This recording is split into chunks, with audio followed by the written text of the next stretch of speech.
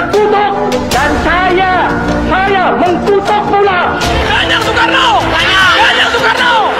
Tetapi kenapa kita sesudah terjadinya gestop itu harus merubah haluan? Kenapa kita sesudah terjadinya gestop itu harus melempar jauh beberapa hal yang sudah nyata baik? Tidak.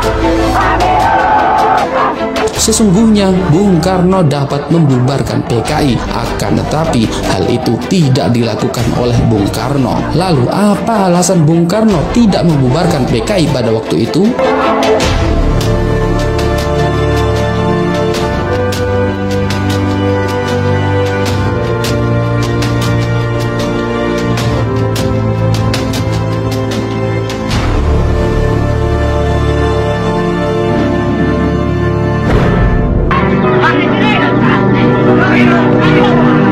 Setelah terjadinya tragedi Gerakan Malam Jahanam 30 September 1965 itu, sesudah Letnan Kolonel Untung mengumumkan pembentukan Dewan Revolusi melalui RRI di Jakarta pada tanggal 1 Oktober 1965 pagi hari, maka petinggi ABRI dan beberapa tokoh sudah mengendus telah terjadi kudeta yang dilaksanakan oleh pasukan Cakrabirawa yang mana PKI tertuduh sebagai dalang dalam gerakan tersebut. Kamu tidak perlu menutup-tutupi.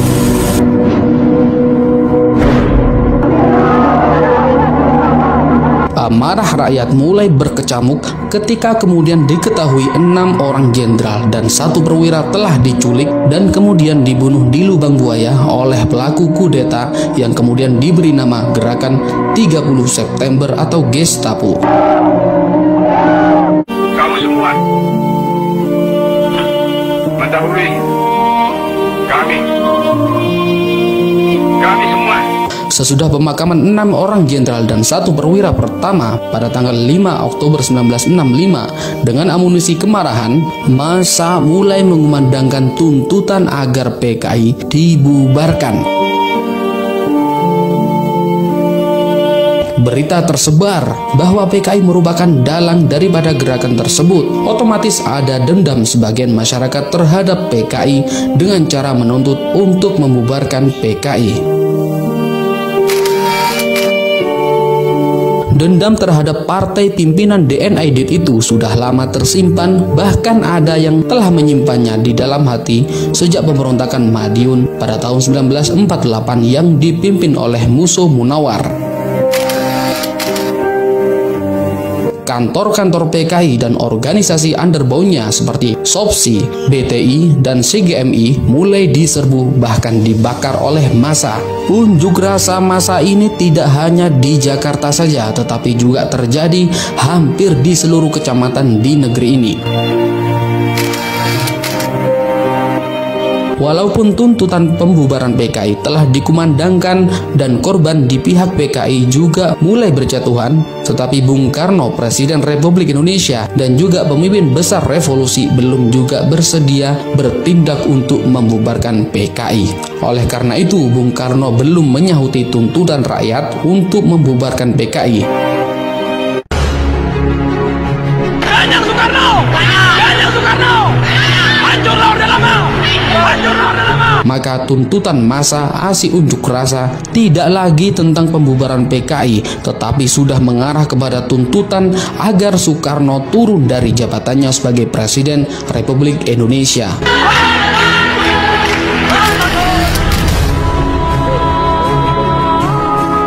Seandainya Bung Karno membubarkan PKI pada akhir tahun 1965, kemungkinan besar pemimpin besar revolusi itu tidak akan menjadi sasaran para pengunjuk rasa. Secara politis, sesudah bulan Oktober 1965, posisi Bung Karno sebenarnya masih cukup kuat. Wibawanya sebagai pemimpin bangsa, sebagai presiden, dan sebagai pemimpin besar revolusi juga masih diakui oleh rakyat. Pada masa itu, kekuatan militer juga belum sepenuhnya berada pada kontrol Soeharto.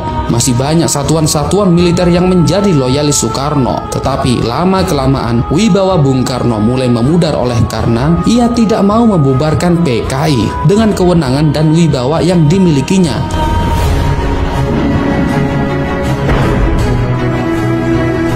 Sesungguhnya Bung Karno dapat membubarkan PKI, akan tetapi hal itu tidak dilakukan oleh Bung Karno.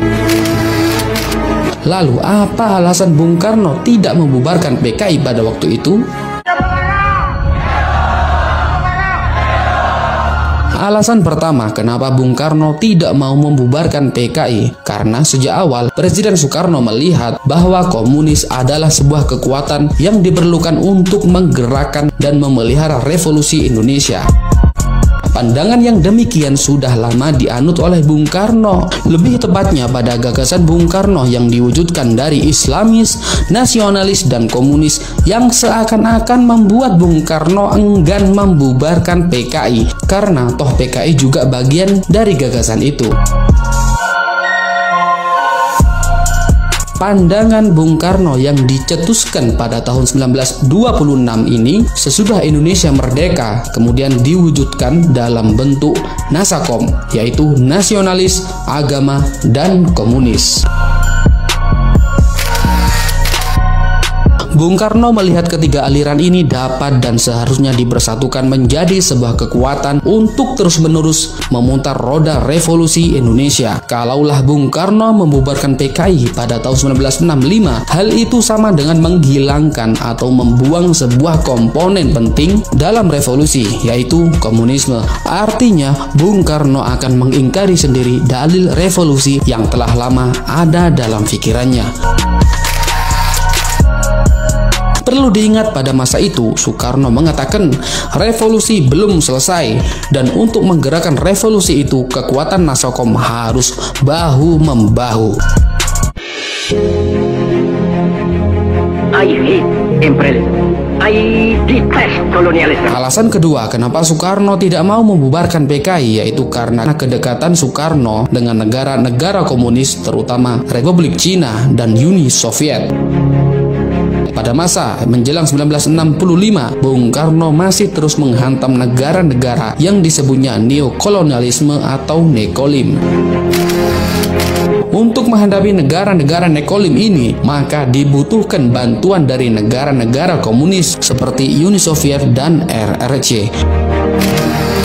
Pada masa sebelum Oktober 1965, Bung Karno meningkatkan kerjasama dengan RRC dan Korea Utara. Dengan hubungan yang erat demikian, maka tidaklah mungkin Bung Karno membubarkan PKI yang pada masa itu Partai Komunis merupakan partai terkuat di luar negara-negara komunis.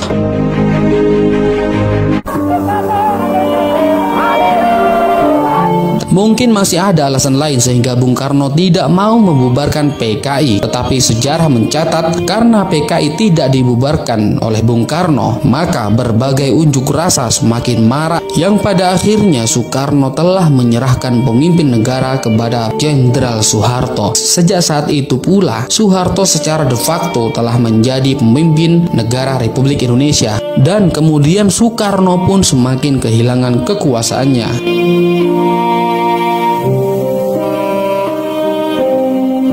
Begitulah ulasan mengenai kenapa Bung Karno enggan membubarkan PKI.